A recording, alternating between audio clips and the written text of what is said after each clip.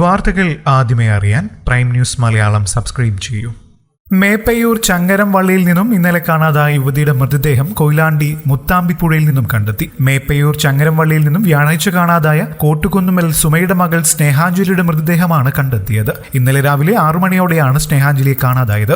തുടർന്ന് ബന്ധുക്കൾ മേപ്പയ്യൂർ പോലീസ് സ്റ്റേഷനിൽ പരാതി നൽകിയിരുന്നു. പോലീസ് അന്വേഷണം നടത്തിവരികയായിരുന്നു. ഇന്നലെ വൈകിട്ട് 4 മണിയോടുകൂടി ഒരാൾ പുഴയിൽ ചാടിയതായി സംശയമുണ്ടെന്ന് തോണിക്കാർ അറിയിച്ചതിന്റെ ഭാഗമായി കൊയിലാണ്ടി പോലീസും അഗ്നിരക്ഷാസേനയും നാട്ടുകാരും ചേർന്ന് തിരച്ചിൽ ആരംഭിച്ചു. ഇന്ന് രാവിലെയാണ് മൃതദേഹം കണ്ടെത്തിയത്.